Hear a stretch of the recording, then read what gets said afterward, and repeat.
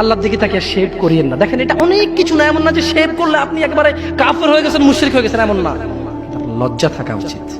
কিভাবে কাটতেছেন? কিভাবে ক্যাফ মহিলার ওঠে না, আপনার ওঠে, কেমনে কাটতেছেন? গলা কেটে দিবেন? কাটবেন না কেন? এটা হারাম। এটা কাটাও তো হারাম।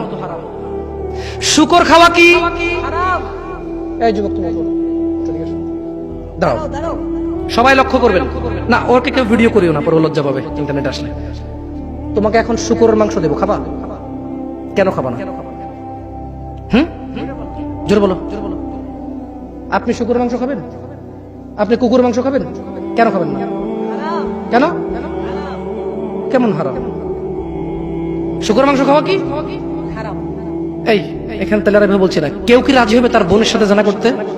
কেন? কেন? কেন? কেন? তো নামাজ না পড়া কি? শুকরের মাংস খাচ্ছ না হারাম দেখে নামাজ ছেড়ে দিচ্ছ, তো সেটা তো হারাম।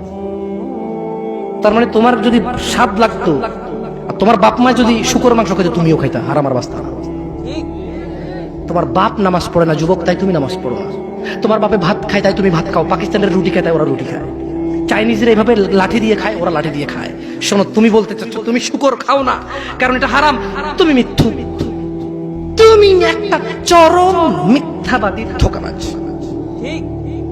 তুমি বলছো তুমি শুকর খাও না, এটা হারাম না? তাহলে তুমি নামাজ না পড়াও তো হারাম, তা তুমি কেন কেমনে ছেড়ে দিচ্ছ?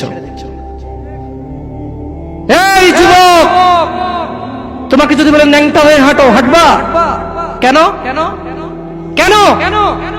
ন্যাংটা হয়ে কেন হাঁটবা না?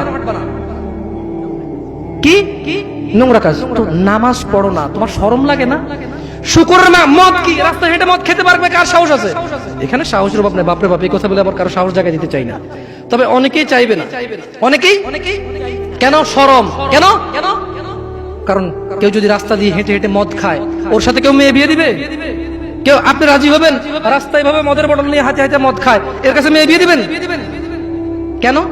এটা নির্লজ্জ লোক মদ হেঁটে হেঁটে খায় ওপেনে। এই ছেলেটাই কিন্তু ওপেনে নামাজ পড়ে না, আপনি মেয়ে বিয়ে দিচ্ছেন। আপনি নাকি ধার্মিক? হ্যাঁ, চিটিং মেশিন।